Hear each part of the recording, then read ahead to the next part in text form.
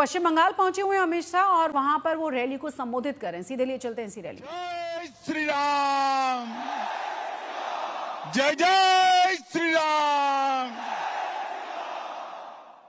मंच पर उपस्थित पश्चिम बंगाल भारतीय जनता पार्टी के सम्माननीय अध्यक्ष श्रीमान सुकांतो मजमूदार जी, मेरे मित्र और बंगाल विधानसभा में जिनके खड़े होते ही दीदी को डर लगता है, ऐसे हमारे विपक्ष के नेता शुभेंदु अधिकारी जी, हमारे राष्ट्रीय महासचिव श्री सुनील बंसल जी, हमारे प्रभारी मंगल पांडे जी, सह प्रभारी अमित मालविया जी, बैठे हुए सारे मंत्रीगण, विधायकगण, सांसदगण और बंगाल के कोने कोने से आए हुए मेरे प्यारे कार्यकर्ता भाइयों बहनों, आप सभी को मेरा नमस्कार प्रणाम। सबसे पहले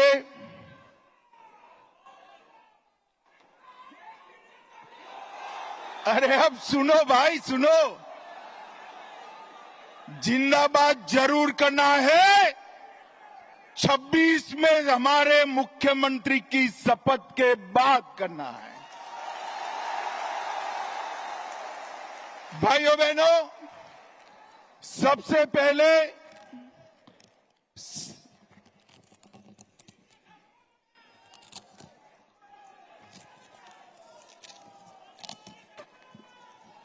थोड़ा दूर है।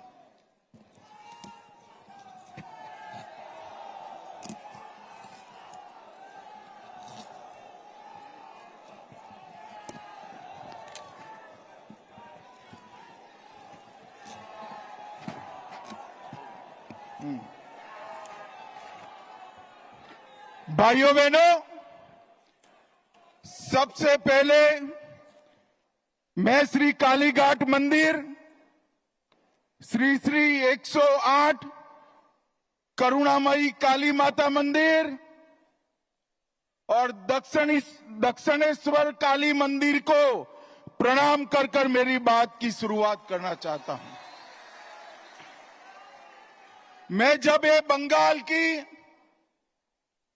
वीर भूमि पर, संस्कार भूमि पर आया हूं, तब कवि गुरु टैगोर जी, स्वामी विवेकानंद जी, रामकृष्ण परमहंस जी, नेताजी सुभाष चंद्र बोस और हमारी पार्टी के स्थापक स्वर्गीय श्यामा प्रसाद मुखर्जी को प्रणाम कर कर मेरी बात की शुरुआत करता हूं। वंदे मातरम के रचयिता महान बंकिम चंद्र चट्टोपाध्याय की ये भूमि, जिस भूमि ने सालों तक पूरे भारत का मार्गदर्शन करने का काम किया, चाहे ज्ञान हो, विज्ञान हो, धर्म हो, स्वतंत्रता संग्राम हो, हर क्षेत्र में सालों तक बंगाल ने भारत का नेतृत्व करा। और वही बंगाल में कई सालों तक कम्युनिस्टों का शासन रहा और उसके बाद मां माटी मानुष का नारा देकर ममता दीदी आई और उन्होंने ये महान बंग भूमि को आज घुसपैठ, भ्रष्टाचार, स्त्रियों पर अत्याचार, अपराध, बम धमाके और हिंदुओं के साथ दुराचार का केंद्र बनाकर रख दिया है, दुराचार का केंद्र बना। भाइयों बहनों, यही बंगाल में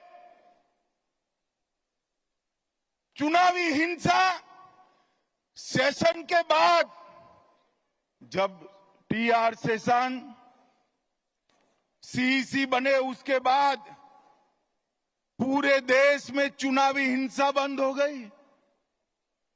मगर ये बंगाल है जिसमें चुनाव के वक्त और दीदी को विजय मिलने के बाद सैकड़ों भारतीय जनता पार्टी के कार्यकर्ताओं को मौत के घाट उतार दिया जाता है।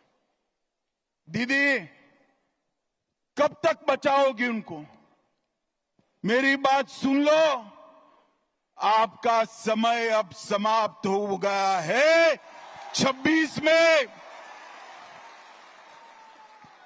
में भारतीय जनता पार्टी की सरकार बनने वाली, और मैं सारे हजारों की संख्या में बैठे हुए मेरे मंडल के पदाधिकारियों को ये वादा करना चाहता हूं कि यहां तृणमूल की सरकार जाते ही हमारे कार्यकर्ताओं के हत्या के अपराधियों को जमीन में गाड़ा है तो भी बाहर निकालकर सजा करने का काम करें। लोकतंत्र के अंदर हिंसा कभी शोभा नहीं देती है। दीदी, हिम्मत हो तो हिंसा के बगैर, रैगिंग के बगैर चुनाव कराकर देखो। आपकी खुद की जमानत ये बंगाल की जनता जब्त कर लेगी। और भाइयों बहनों, वोट बैंक की तुष्टीकरण ने वोट बैंक के लिए पतन की सीमा ये ममता बनर्जी ने पार कर दी। अभी कुछ दिन पहले पहलगांव में पाक प्रेरित आतंकवादियों ने हमारे निर्दोष नागरिकों को, यात्रिकों को धर्म पूछ कर परिवार के सामने मार दिया। मुझे बताओ बंगाल वालों, वो पाक प्रेरित आतंकवादियों को सजा देनी चाहिए या नहीं देनी चाहिए? अरे जोर से बोलो, देनी चाहिए या नहीं देनी चाहिए? मोदी जी ने ऑपरेशन सिंदूर किया, ठीक किया या नहीं किया? भाइयों बहनों, हमने सर्जिकल स्ट्राइक करी, एयर स्ट्राइक करी, और अब ऑपरेशन सिंदूर कर 100 किलोमीटर अंदर जाकर उनके हेडक्वार्टर को ध्वस्त कर दिया। सैकड़ों आतंकवादी मौत के घाट उतार दिए गए, और दीदी के पेट में दर्द होता है। दीदी, इतना दर्द बंगाल का यात्री जब वहां मारे गए तब किया होता तो ठीक था।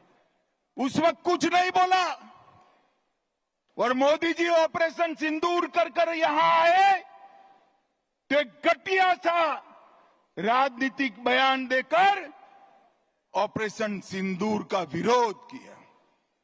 मैं आज ममता दीदी को कहने आया हूं, आपने ऑपरेशन सिंदूर का विरोध नहीं किया।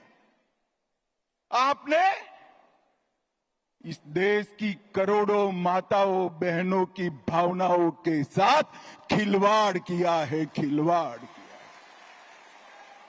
और मैं बंगाल की मातृशक्ति को भी अपील करने आया हूं, आने वाले चुनाव में ऑपरेशन सिंदूर पर सवाल उठाने वाली ममता जी को सिंदूर की कीमत बंगाल की माताएं बहनें जरा समझा दे, सिंदूर का अपमान करने का क्या मतलब होता है।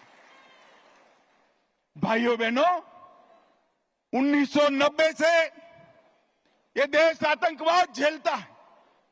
40,000 से ज्यादा लोग आतंकवाद की भेंट चढ़ गए।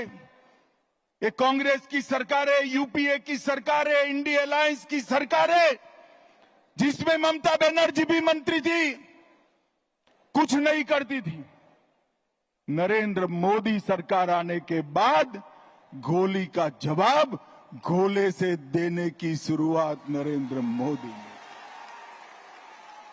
और ममता जी, आप जितना पक्ष लेना है उतना पाक प्रेरित आतंकवादियों का पक्ष ले लो।